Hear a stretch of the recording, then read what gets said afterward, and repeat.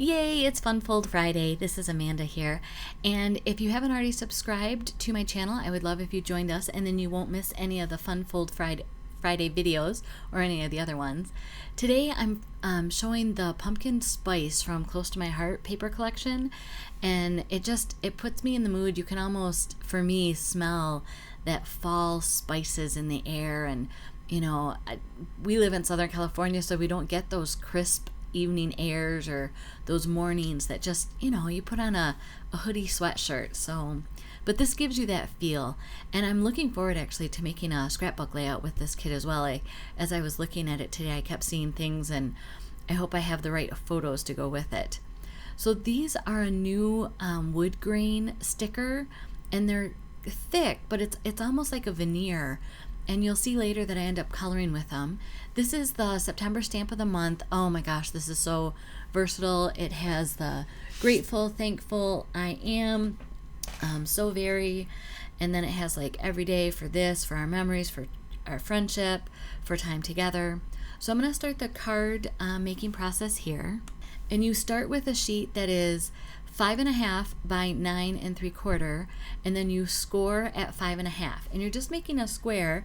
And it's funny, I was always put off by this card. I didn't really care for it until I was making it this time, and I realized how easy it is to cut the papers to fit on the front perfectly.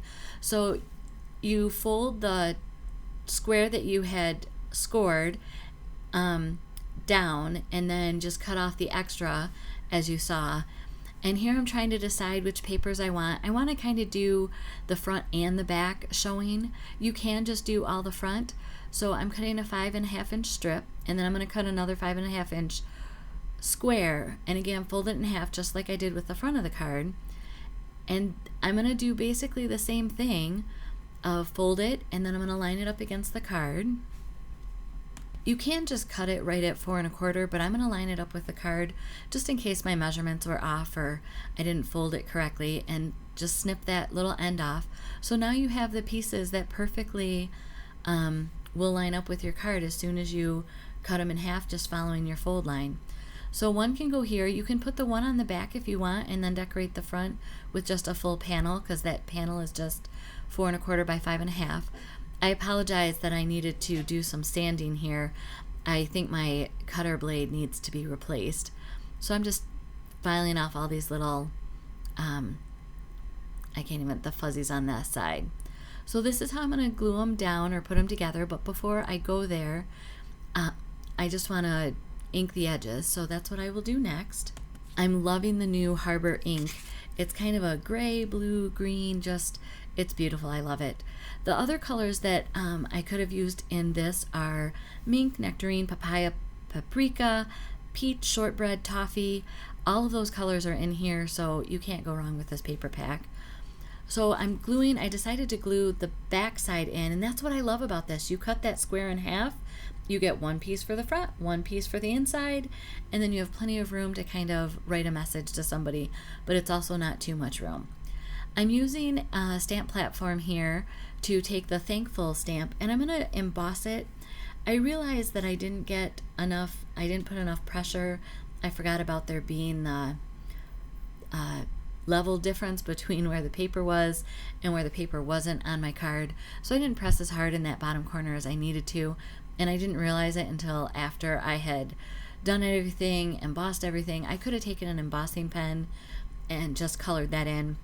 But at this point in making the card, I don't think anyone's going to be noticing that who receives it.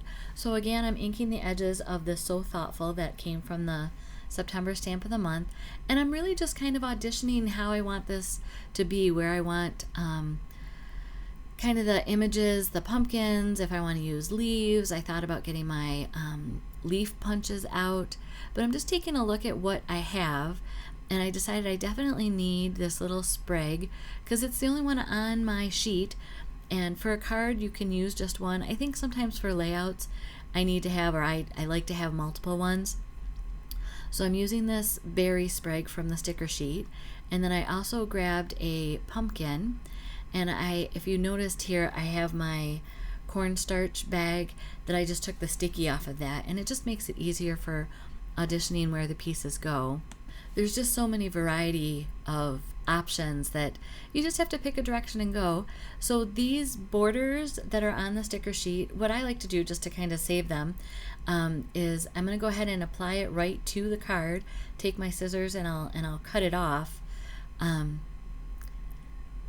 was trying to see if the images should go on the border or if they needed to go higher, and I think they need to go higher. I like the border, it's kind of cool with all the fall leaves, but the rest of the images need to go up more on the diagonal of the card front. I'm going to pull a gourd off of the wood stickers, and like I said, it's almost a veneer. It's really thick as far as it's sturdy, but it's not puffy by any means. It's just nice and sturdy. And these are great. You take the alcohol tri-bend markers and you can color them. So I am using the Alpine Green blend, the Burnt Orange blend, and the Earth Brown blend. Tongue twister today for me. Mostly just giving them some dimension, not a lot of blending going on, just adding a little bit of color. And I wanted the highlight, I don't know what you would call them, the different sections of the gourd. So I just took the burnt orange in the medium shade on the marker and just went around where the cuts are for those gourd shaping. Gave it a green stem, and with the brown background from the image itself, it looks really nice. The back of these are kind of hard to pull off, so I do recommend getting your piercing tool and kind of poking it through the backing and then just pull it off slowly. And you'll notice that I'm not pressing down the top because I need to get the stickiness off the top of that so it doesn't adhere my card shut so that I can still use it. And then I'm, like I said, just continuing to play with where these shapes need to go. I'm using the piercing tool again to take that backing off. I really had fun, like I said, making these cards. I always struggled in the past with them, and so yeah, they look cool, but no, I wasn't gonna make them. But once I figured out this, just cut a 5.5 inch square, cut it in half, presto, you have everything that you need. You really don't even have to get out the ruler and measure once you get to 5.5 inches. I'm grabbing my gold thread, and this is thread that I've had in my stash for a long time, so I finally used up my silver one. I actually have a second silver one, and now I'm working on using up my gold. If you haven't seen me make one of these little knots of thread, I just wrap it around my fingers 3 times, and then after I cut it, I pull the ends so that they meet in the middle, which kind of variegate the lengths of the loops. Press a glue dot to it, put it on my piercing tool, and I just twirl the piercing tool off so that it stays right where I want it. I went ahead and pop dot the So Very just to kind of have one more dimension of things. And I need some image for the inside of this, and I had thought that I had my Pumpkin Spice scrapbooking card available, stamp set, but I couldn't find it, so I just grabbed an acorn. So there's the front, and then you can see the little acorn on the inside as well. And then I did another sample out of the old retired Serenity papers, and I really like how this one turned out. Again, if you haven't subscribed yet, I would love for you to join our crafty community. I do have a Facebook group you can join. Here's another video that you may be interested in. Have a blessed day. Thank you.